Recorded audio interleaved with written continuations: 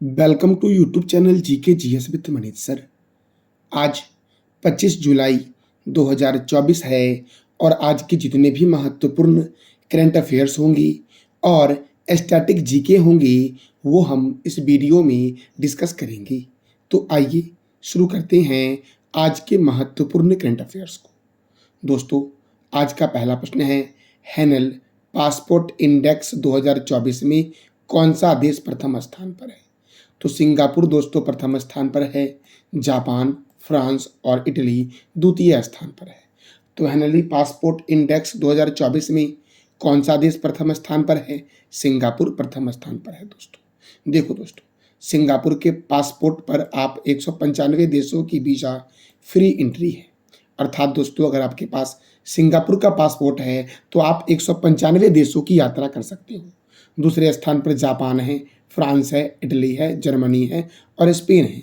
अगर आपके पास दोस्तों इन देशों का पासपोर्ट है तो आप 192 देशों की यात्रा दोस्तों कर सकते हो। ये वीज़ा फ्री कंट्री दोस्तों 192 देशों के लिए। पाकिस्तान दोस्तों इसमें 100 रैंक पर है और भारत का स्थान 82 है। अगर भारत का पासपोर्ट आपके पास है दोस्तों तो आप 58 देशों की यात्रा वीज़ा फ्री कर सकते हो दोस्तों। तो दोस्तों, अब हम जानेंगे महत्वपूर्ण इंडेक्स को। तो देखो, वैश्विक शांति सूचकांक 2024 में आइसलैंड प्रथम स्थान पर है, आयरलैंड द्वितीय स्थान पर है और ऑस्ट्रेलिया तृतीय स्थान पर है। भारत का स्थान 116 है। ग्लोबल जेंडर गैप इंडेक्स 2024 में आइसलैंड प्रथम स्थान पर है और भारत का स्थान 129 है। यात्रा एवं पर्यटन विकास इंडेक्स 2024 में अमेरिका प्रथम स्थान पर है और भारत का स्थान 39 है। हैनल पासपोर्ट इंडेक्स 2024 में प्रथम स्थान पर सिंगापुर है और भारत का स्थान 82 है। मेरे प्यारे लाल एवं लालियों, विश्व प्रेस स्वतंत्रता सूचकांक 2024 में नॉर्वे प्रथम स्थान पर है, डेनमार्क द्वितीय स्थान पर है और भारत का स्थान 159 है। विश्व खुशहाली सूचकांक 2024 में भारत का स्थान 126 है, फिनलैंड प्रथम स्थान पर है, डेनमार्क द्वितीय स्थान पर है और आइसलैंड तृतीय स्थान पर है। 30 वर्ष से कम आयु में लुथियानिया दोस्तों सबसे खुशहाल देश है 2024 में और 60 वर्ष और उससे अधिक में Denmark. Global fire power index 2024 में प्रथम स्थान पर अमेरिका है और भारत का स्थान चौथा है। वैश्विक बौद्धिक संपदा सूचकांक 2024 में अमेरिका प्रथम स्थान पर है और भारत का स्थान क्या है दोस्तों? तो 42 है। मेरे प्यारे दोस्तों, अगला प्रश्न हमारा है, इब्राहिम इस्कंदर किस देश के 17वें महाराजा बन गए हैं? इब्राहिम इस्कंदर किस देश के 17वें महाराज बने हैं? किस देश के 17वें राजा बने हैं? तो मलेशिया के बने दोस्तों। कहाँ के बने हैं? मलेशिया की। अब देखो दोस्तों, मलेशिया में 13 राज्य और 9 शाही परिवार हैं। मलेशिया में कितने राज्य हैं? 13 राज्य और 9 शाही परिवार हैं। इनके मुखिया 9 राज्यों के सुल्तान हैं जो बारी बारी से 5-5 सालों के लिए राजा बनते हैं।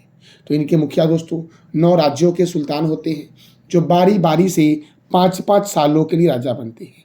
मलेशिया में एक गुप्त मतदान होता है जिसके तहत दोस्तों यह होता है। मलेशिया की राजधानी क्या है? कुआलालंपुर। मलेशिया के प्रेसिडेंट कौन है? अनवर इब्राहिम। और मलेशिया की करेंसी क्या है? तो मलेशियन रिंगिट है मलेशिया की करेंसी दोस्तों। तो मलेशिया के 17वें राजा कौन बने हैं ये आप बता दो कमेंट बॉक्स में मेरे प्यारे दोस्तों। अगला प्रश्न है दोस्तों, हाल ही में किस राज्य सरकार ने स्वस्थ नगरम योजना की शुरुआत की है? हाल ही में किस राज्य सरकार ने स्वस्थ नगरम योजना की शुरुआत की है? तो स्वस्थ नगरम योजना की शुरुआत की गई है तेलंगाना के द्वारा। किसके द्वारा किया गया है स्वस्थ नगरम योजना की शुरुआत? तो तेलंगाना के द्वारा किया गया है और इसका उद्देश्य है नगर निगमों को टीबी मुक्त बनाना दोस्तों। अब तेलंगाना ने शुरू किया है। तो तेलंगाना के मुख्यमंत्री कौन है? अनुमुला रेवंत रेड्डी दोस्तों। देखो, तेलंगाना के से क्या क्या महत्वपूर्ण स्टैटिक प्रश्न बनते हैं? तो कवाल वन्य जीव अभ्यारण्य, अमराबाद बाघ रिजर्व, कसू ब्रह्मानंद रेड्डी राष्ट्रीय उद्यान, पाक कला का शहर हैदराबाद में है दोस्तों। मतलब पाक कला का शहर किस शहर को कहा गया है? हैदराबाद को। और हैदराबाद जो है ये मूसी नदी के किनारे है। नागार्जुन सागर बांध कृष्णा रिवर पर है। चार मीनार हैदराबाद में दोस्तों है। हुसैन सागर झील हैदराबाद में है। हिमायत सागर और सरोवर नगर झील हैदराबाद में है। राजीव गांधी अंतर्राष्ट्रीय क्रिकेट स्टेडियम और अंतर्राष्ट्रीय हवाई अड्डा ये दोनों हैदराबाद में है। कोंडा पोचंपा सागर परियोजना गोदावरी नदी पर है। कालेश्वरम परियोजना गोदावरी नदी पर है और समकाका सागर सिंचाई परियोजना गोदावरी नदी पर है। दोस्तों देखो, तेलंगाना के गवर्नर कौन है? तो सीपी राधाकृष्णन है तेलंगाना के गवर्नर, मेरे प्यारे लाल एवं लालियों। अगला प्रश्न है, हाल ही में किस मंत्रालय ने ग्रामोदय संकल्प पत्रिका लॉन्च किया है? अब दोस्तों देखो, ये ग्रामोदय संकल्प पत्रिका क्या है? तो इसमें विकसित भारत और पंचायतों की भूमिका का वर्णन किया गया है इस ग्रामोदय संकल्प पत्रिका में। और इसे किस मंत्रालय के द्वारा लॉन्च किया गया है? तो पंचायती राज मंत्रालय के द्वारा दोस्तों लॉन्च किया गया है। आप बता दो कमेंट बॉक्स में कि केंद्रीय पंचायती राज मंत्री कौन है, इसका जवाब दे दो आप कमेंट बॉक्स में। दोस्तों कुछ महत्वपूर्ण मंत्रालय है, उसको देख लेते हैं। संसदीय कार्य मंत्री तथा अल्पसंख्यक कार्य मंत्री कौन है? किरण रिजिजू। महिला एवं बाल विकास मंत्री कौन है? अन्नपूर्णा देवी। श्रम और रोजगार मंत्री और युवा मामलों और खेल मंत्री कौन है? डॉक्टर मनसुख मंडाविया। संस्कृत मंत्री और पर्यटन मंत्री कौन है? गजेंद्र सिंह शेखावत। रेल मंत्री कौन है? अश्वनी वैष्णव। जनजाति मामलों के मंत्री कौन है? तो जुएल ओराव हैं जनजाति मामलों के मंत्री। नागरिक उड्डयन मंत्री कौन है? किंजरप्पू राम मोहन नायडू। शिक्षा मंत्री कौन है? धर्मेंद्र प्रधान। विदेश मंत्री कौन है? डॉक्टर सुब्रमण्यम जयशंकर। कृषि और किसान कल्याण मंत्री कौन है? शिवराज सिंह चौहान। स्वास्थ्य और परिवार कल्याण मंत्री कौन है? जेपी नड्डा। सड़क परिवहन और राजमार्ग मंत्री कौन है? तो नितिन जयराम गडकरी हैं, मेरे प्यारे लाल एवं लालियों। अगला प्रश्न दोस्तों है, केंद्रीय बजट 2024 से 25 में कृषि क्षेत्र को कितनी राशि आवंटित की गई है? दोस्तों, केंद्रीय बजट 2024 से 25 में कृषि क्षेत्र को कितनी राशि आवंटित की गई है? तो 1.52 लाख करोड़ रुपए आवंटित की गई है कृषि क्षेत्र को दोस्तों। अब दोस्तों, केंद्रीय बजट 2024 से 25 में जो भी महत्वपूर्ण प्रश्न बनेंगे वो सभी को हम डिस्कस करते हैं दोस्तों। तो देखो दोस्तों, बजट जो पेश किया गया वो निर्मला सीतारमण के द्वारा पेश किया गया और यह 7वीं बार निर्मला सीतारमण ने इस बजट को पेश किया। इस बजट में 4 मुख्य बिंदु पर फोकस किया गया, गरीबी पर, युवा पर, अन्नदाता पर और नारी पर। दोस्तों देखो, इस बजट में 9 प्राथमिकताएं दी गई। पहला, कृषि एवं उत्पाद और लचीलापन के बारे में। दूसरा, रोजगार और कौशल। तीसरा, शहरी विकास। चौथा, ऊर्जा सुरक्षा।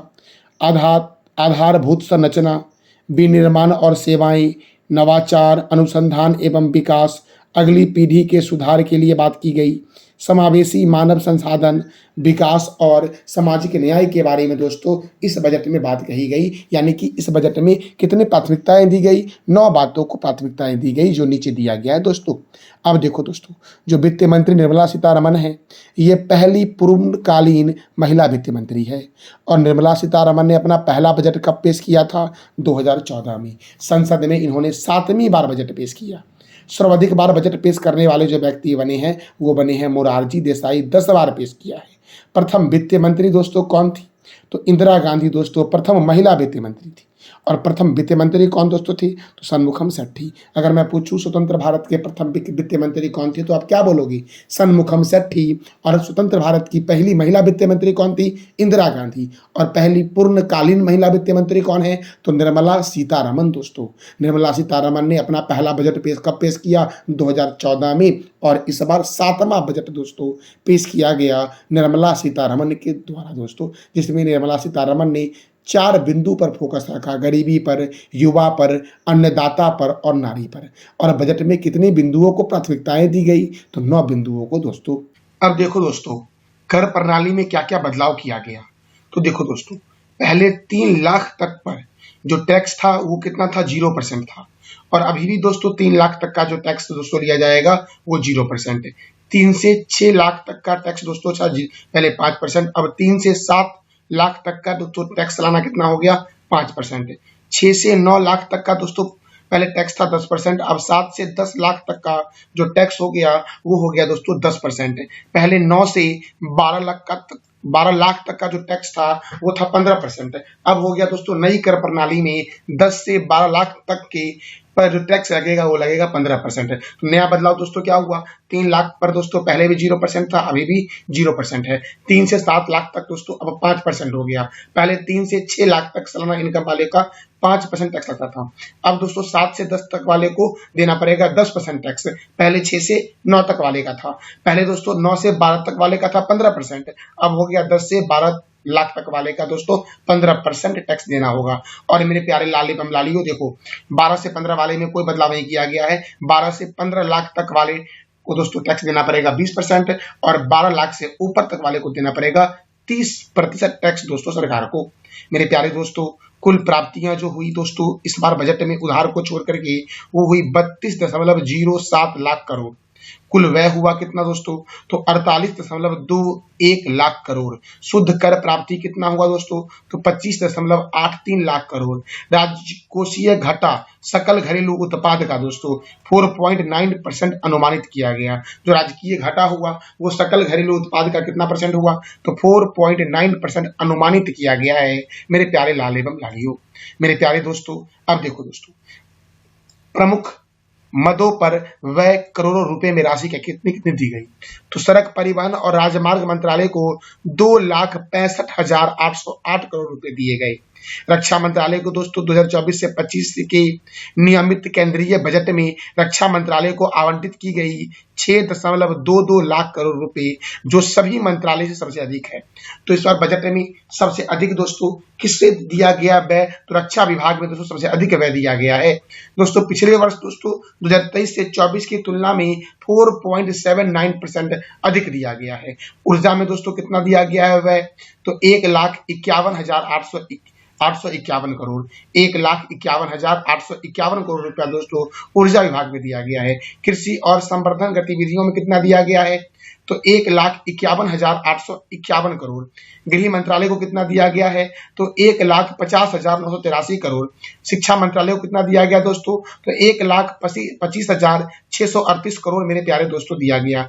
IT और दूरसंचार वाले सेक्टर में दिया गया है 1,16,342 करोड़।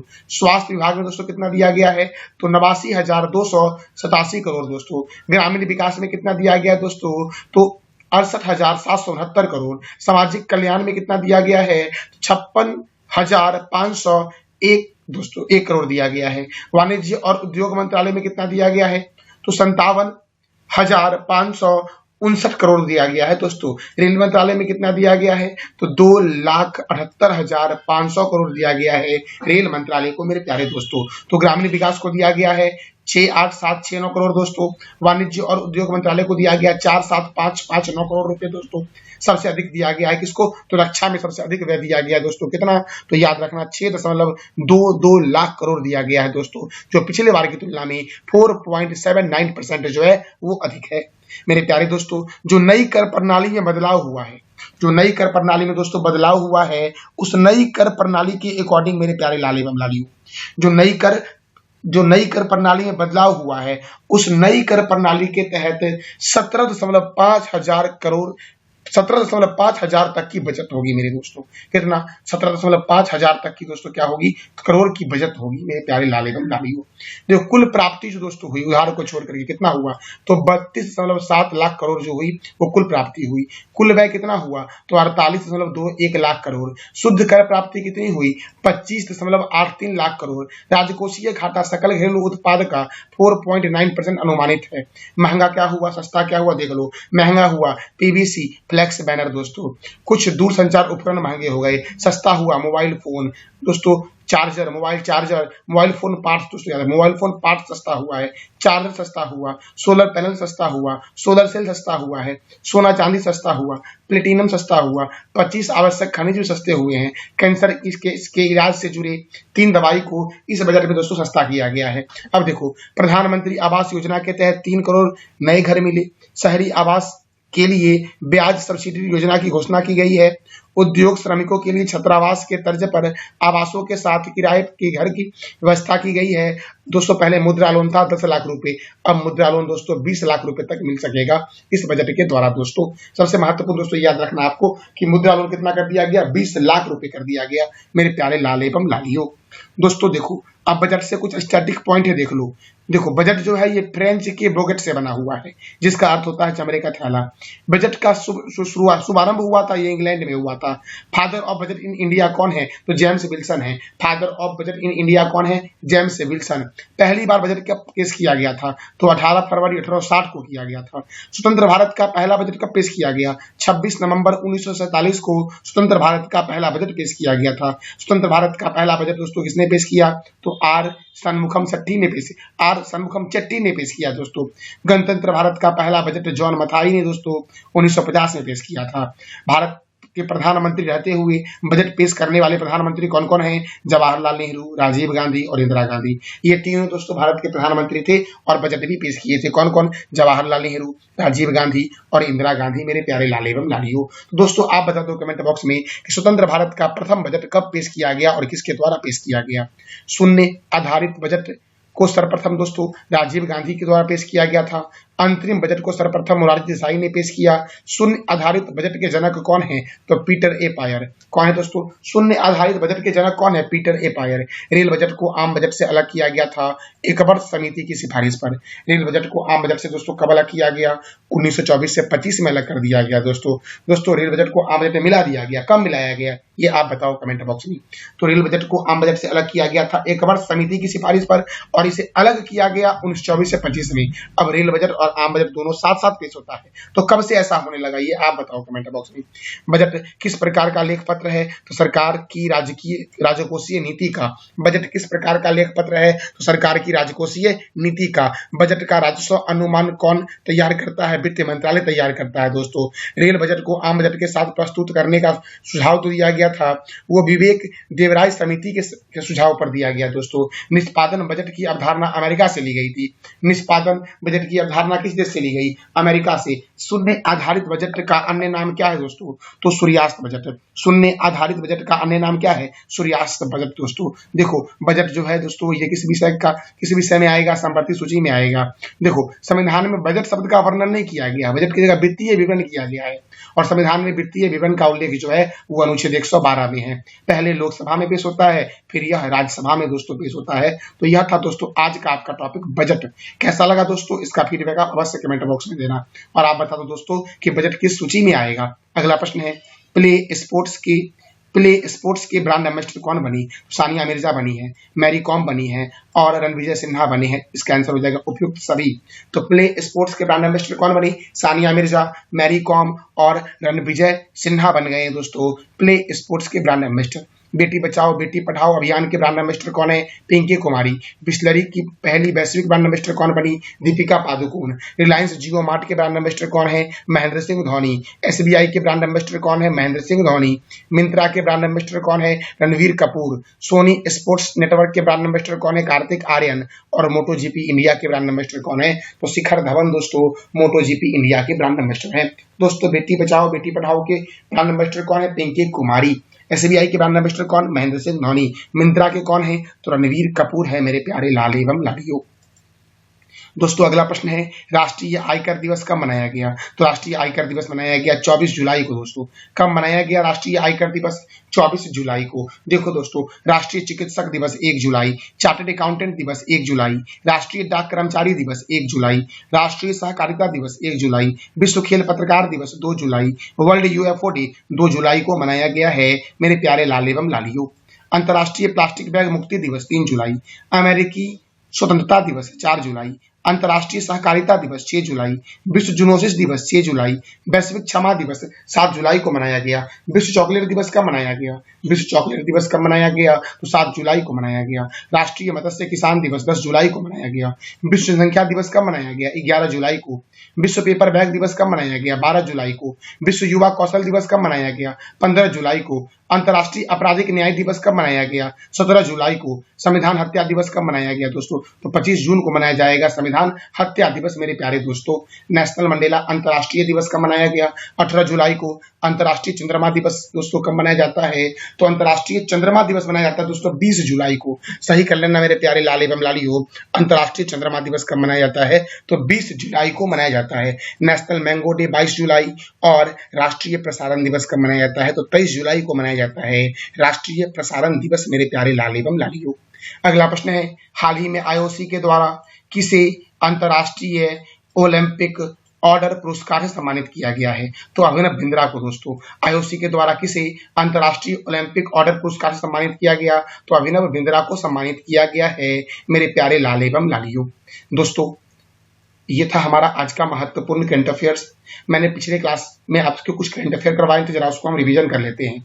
किस बैंक ने रेस फॉर गैलरी अभियान की शुरुआत की है? तो दोस्तों इंडसन बैंक ने शुरू किया है। हाल ही में नासा ने किस ग्रह पर मिसी इलियड का हिप हॉप संगीत भेजा है? शुक्र पर। सियाचिन ग्लेशियर पर तैनात होने वाली दूसरी महिला अधिकारी कौन बनी? सुप्रीता बनी। दोस्तों हाल ही में किस राज्य सरकार ने मुस्लिम विवाह और तलाक पंजीकरण कानून को रद्द किया? असम ने। राष्ट्रीय प्रसारण दिवस कब मनाया गया? 23 जुलाई को मनाया गया है राष्ट्रीय प्रसारण दिवस। T20 में सर्वाधिक रन बनाने वाली भारत की महिला खिलाड़ी कौन बनी? हरमनप्रीत कौर बनी है। हाल ही में किस देश ने दुनिया की पहली high speed carbon fibre train बनाई है? चीन ने। दोस्तों हाल ही में किस राज्य के चराईदेव मैदान को यूनेस्को की विश्व धरोहर स्थल में नामित किया गया? तो असम दोस्तों, और इस मैदान को असम का पिरामिड के नाम से जानते हैं मेरे प्यारे लाल एवं लालियों। दोस्तों हाल ही में पेरिस ओलंपिक 2024 के लिए बीसीसीआई ने भारतीय ओलंपिक संघ को कितने करोड़ रुपए देने की घोषणा की है? तो 8.5 करोड़ रुपए। हाल ही में PR श्रीजेश पेरिस ओलंपिक 2024 के बाद संन्यास लेंगे, तो यह इनका संबंध किस खेल से है? हॉकी से है मेरे प्यारे लाल एवं लालियों। मैं प्रत्येक दिन वीडियो के एंड में आपसे 3 प्रश्न करता हूं। मैंने जो कल प्रश्न किया था वो प्रश्न हमारा था, पहले ओलंपिक ई स्पोर्ट्स गेम की मेजबानी कौन करेगा? सऊदी अरब करेगा 2025 में। दोस्तों कहाँ विश्व धरोहर समिति के 46वें सत्र का उद्घाटन किया गया? नई दिल्ली में प्रधानमंत्री नरेंद्र मोदी के द्वारा। किस राज्य ने श्रमिक बसेरा योजना की शुरुआत की? तो गुजरात ने शुरू की। दोस्तों आज का आपका 3 प्रश्न जिसका जवाब देना है कमेंट बॉक्स में आपको। किस देश ने दुनिया की पहली high speed carbon fibre train बनाई है? T20 में सर्वाधिक रन बनाने वाली भारत की महिला खिलाड़ी कौन बनी है? और किस बैंक ने रेस फॉर गैलरी अभियान की शुरुआत की है? तो इस तीनों प्रश्न का जवाब देना है कमेंट बॉक्स में दोस्तों आपको। ये था हमारा आज का महत्वपूर्ण करंट अफेयर। जानकारी अच्छी लगी तो चैनल को लाइक करें, शेयर करें और सब्सक्राइब करें। थैंक यू सो मच मेरे प्यारे दोस्तों।